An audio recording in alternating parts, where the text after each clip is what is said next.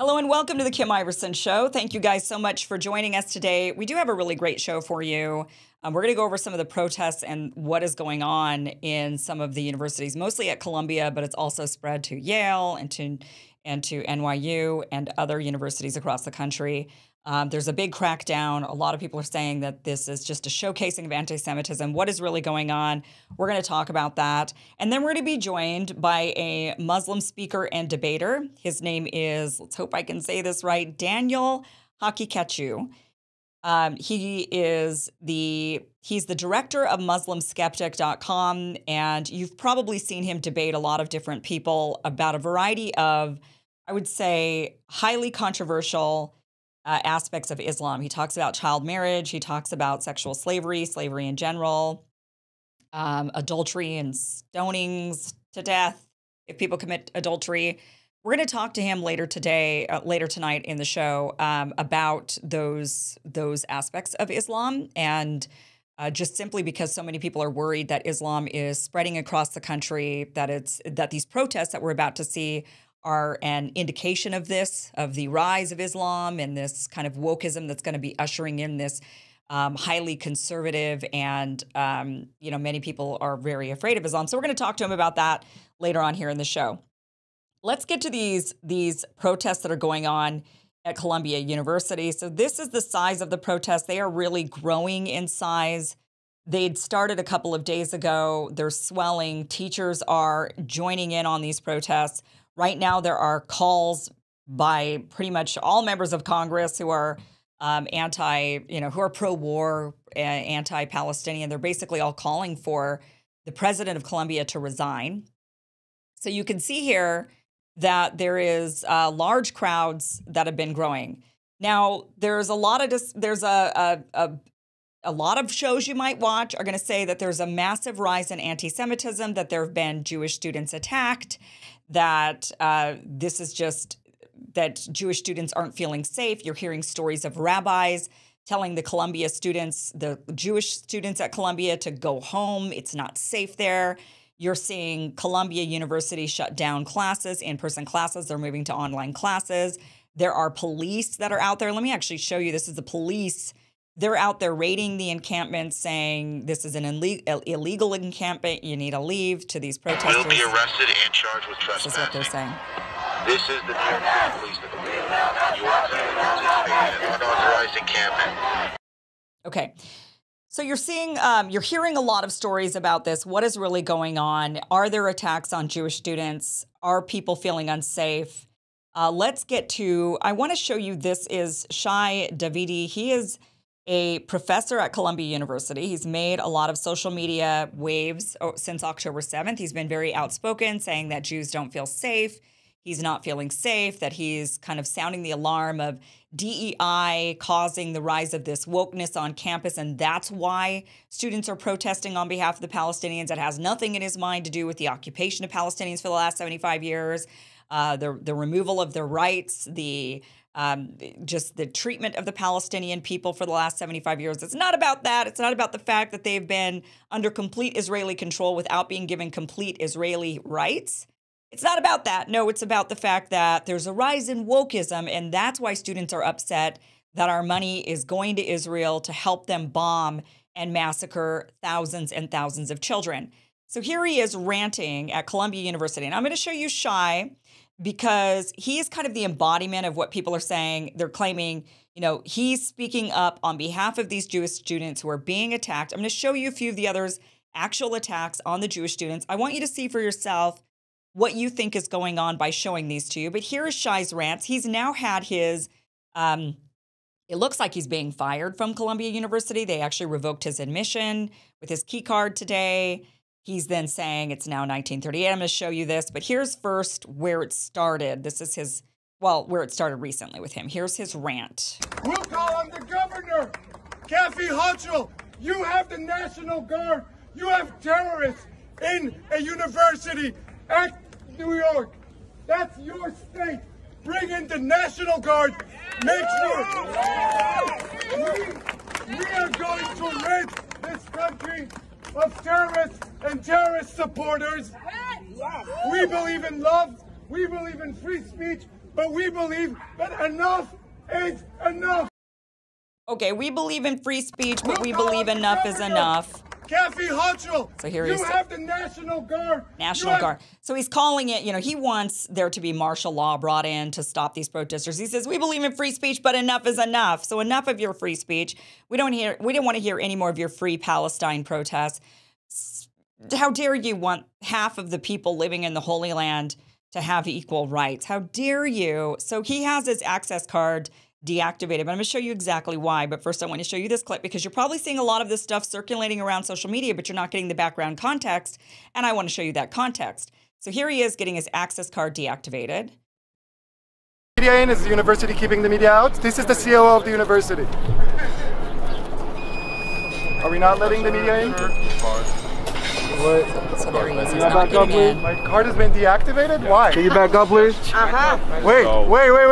Everybody, my card has been deactivated. This is Cass Holloway, the COO. This is Gerald Lewis. They were in the meeting where I asked them if Hamas is a terror organization, and they couldn't say that it is a terrorist organization. Why? I'm a professor. Okay, so his access card has been deactivated. He then tweets this out. Earlier today, Columbia University refused to let me onto campus. Why? Because they cannot protect my safety as a Jewish professor. This is 1938. Well, actually, the reason why his card was deactivated, not because he's a Jewish professor and they can't protect him. He actually sent this tweet out telling the COO to F off, right? He says, Cass Holloway, the CEO of the university, response to my request for public safety is nothing more than a continuation of 6 months of gaslighting and degrading the Jewish community of Columbia. The terrorists can do whatever they want, but the Jews need to be closed off in a different area. You, Cass, read something history is what he says. Excuse my language. It's not my language. It's his. What is he responding to? So he actually had requested he wanted to organize a counter protest to the protests that are going on. And the COO responds with this. He says, let me pull this up larger so my eyes can see it. He says, thank you for your notes. The event you're planning tomorrow is a counter protest, and you can hold it in the math lawn. Public safety officers will be present for you and your students. For planning purposes, how many people do you expect to have in your group? Okay, that sounds reasonable to me. That sounds like if you want to protest the protest, that's a counter protest. And what typically happens in a counter protest is they don't want you counter protesting with the protesters, knowing that that usually leads to violence. It's not because you're Jewish. It's not because they're Arabs or Palestinian supporters or woke students. It's because that's what happens with protests and counter protests. This is just standard protocol for all protests and counter protests. They try to keep them separate and they keep them safe with security. They like to know how many people do you expect to show up. We want to keep you over here. The other protest will be over there. And that's how we're going to do it. We're not going to intermix you. We're not going to march you through the other protests so that violence can erupt. They want to keep you separate. This is standard protocol, and Shai Davadi is going off acting like he's a victim somehow. This is the mentality that people are sick of. They're sick of hearing about this victim mentality. I'm a victim. Woe is me. Everything revolves around me. I'm the victim. I'm not the person who's perpetrating all these crimes. And then we see stuff like this. We see the evidence, and we say, well, actually, you're acting like a big old giant baby. They gave you what you wanted. They said they were going to even give you security. And now you're saying, F off. I don't want anything to, how dare you? And this is 1938 because I'm Jewish, you're coming after me. That is, what, but you see the reality of what is happening. He's hyperventilating. Here's Doug Emhoff. He is the second gentleman of the United States, right? He's married to Kamala Harris, and he's also Jewish, he says. And so he's speaking out about this, like many others, and he's saying, and this is the kind of hysteria. I'm showing you this to show you the hysteria that we're seeing right now. So he says, no student should live in fear on campus. The anti-Semitism and the hate towards Jews, including threats of violence that we are witnessing, is unconscionable.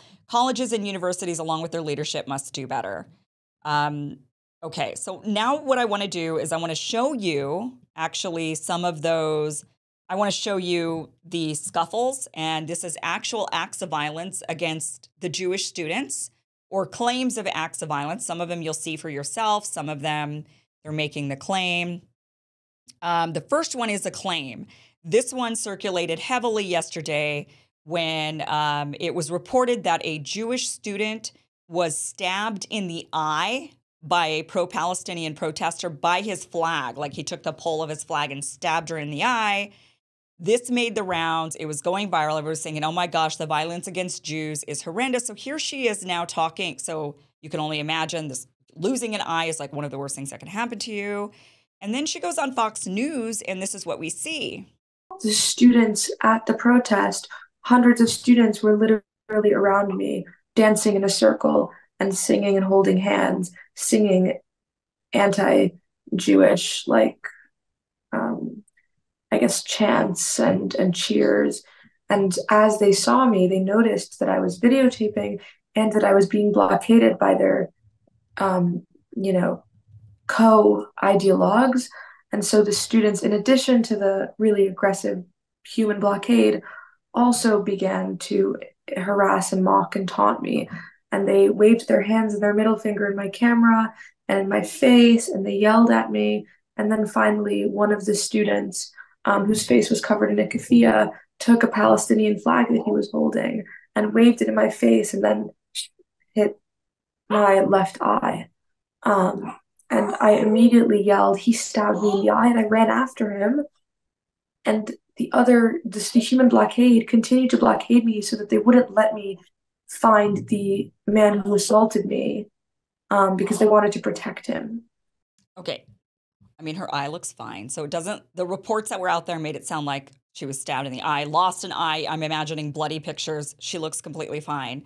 What we're hearing is she inserted herself in this protest. So if you are a counter protester, it is unwise, no matter what you're protesting, you could be protesting anything from climate and environmental stuff to animal rights to Black Lives Matter to lockdowns and masks and whatever it is. Pick your protest. If you're a counter protester, it is unwise to insert yourself in the middle and try to be confrontational. If you try to be now, no violence is ever okay. It doesn't matter I'm not victim blaming, but at the same time, we know that it's unwise to, when tensions are high, emotions are high, to insert yourself right in the middle. But it sounds like that's exactly what she did. And that is what we've seen with every account of Jewish violence, of anti-Jewish violence, of students, what they're claiming. It's really a Zionist who inserts themselves into these protests. And then when tensions rise up, because oftentimes they're the ones egging it on, they then cry foul. It's like what Shai Davidi did about, the CEO won't give me protection, and he's telling us that we Jews have to go in this one area. And yes, that has nothing to do with you being Jewish. It has everything to do with the requests that you made and the protests that you want to do. Same thing with this young lady who says, the guy was waving, and as he was waving the flag, it sounds like it accidentally hit her in the face. And then she was like, you got me, and so now I'm going to get you. And that's what we have devolved into during this. Here's another protester. So I'm going to show you, this is like the worst that we could find. We went looking for the worst stuff we could find. Here is a protester saying, we're Hamas. Not good, but here she is. Keep it moving, you Zionist bitch. Keep it moving, you Zionist bitch. So see this guy inserting himself. We are Hamas! You're Hamas, wow. That's a good one. You're what? You're Hamas? Yes, we're all Hamas, pig! I'm Hamas! That's you! Get our face! No! Okay. So not a good look, right? These people, protesters, some of them are nuts. They say stupid things. This girl is saying stupid stuff. They're screaming stupid stuff. But you saw that guy wrapped in a flag, in the Israeli flag, trying to provoke these protesters. So he's counter-protesting the protest, inserting himself. This is not an incident of Jews just being Jewish and being harassed for being Jewish. These are Zionists inserting themselves into an anti-Zionist protest.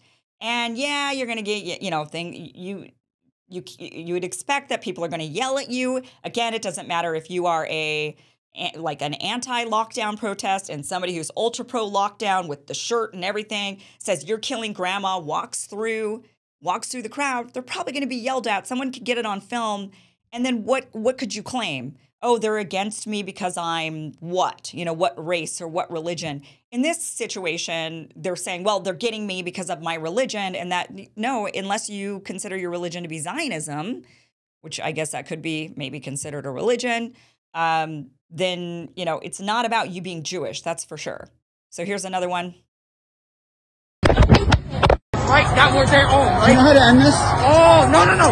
Why did the IDF commit a war crime by shooting 3 hostages? Back up. Please don't touch me. Back up. Don't touch me, bro. Back up. Bro, don't touch me. I'm telling you. Do not touch me. Why did... Do not touch me. I swear to God. Get your hands off me. Go back up. Get your hands off me. I said back up. I said back up. Touch me, I'll fuck you I up. said back up. Don't touch me, bro. Fuck God. I said back up. With that fucking... Back up. Back up. Come on, man. Don't touch me. I said back up. Don't touch me. Listen to me. Don't talk to me. Shut the fuck up. This is so back exhausting. up. Shut the back up. Okay, tough guy. There you go. Tough guy. It's exhausting, right? It's exhausting. These people are inserting themselves into these protests. The tensions are high again. Is that guy a bit, over the top? Yeah. Was this guy clearly in his face with a recording, trying to get him to bait him into saying something, bait him into looking stupid? Probably. And that is what's happened. But it, again, is not an indication that Jews are just being Jewish and being assaulted or being harassed just simply for being Jewish. We're not seeing evidence of this, and we scoured for everything. I'm showing you the worst we could find. And then here's an assault. This guy got hit. Yeah, okay, that's not good. You want? I'm not going anywhere. I will keep revealing the truth about all of you. Why are you so close? Okay. But again, here's a guy, he's, I forgot his name, but he's a really well-known, pro-Zionist guy, and he's obviously antagonizing the protesters. He's in their face. He's trying to record them.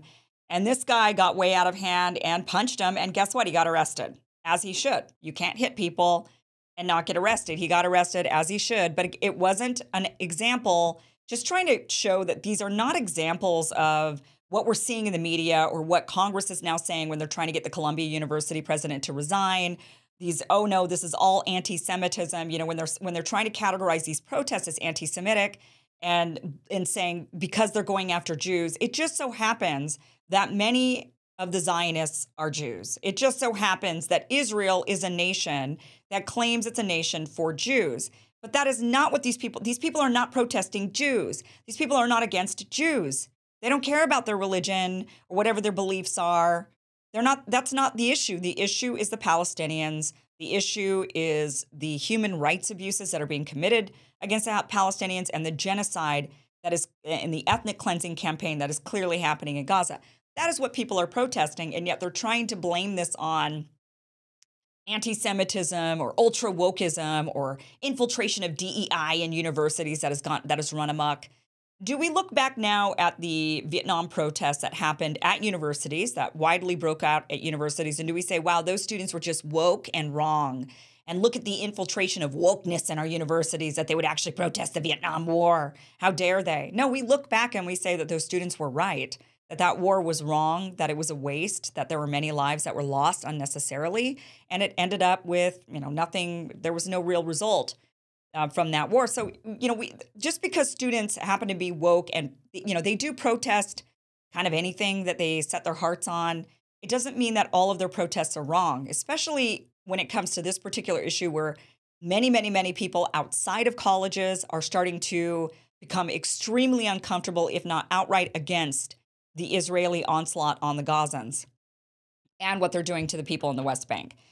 The Palestinians in general. That is a sentiment that is rising outside of colleges, just like the sentiment of protesters of the Vietnam War era that started at the universities, but it grew well beyond the universities. And that is what we're seeing now. And that's how you know this isn't just some woke ideology, but it is instead a a real, true feeling. Now, when it comes to Black Lives Matter, could people bring that up and say, well, but look, it's the wokeism and Black Lives Matter?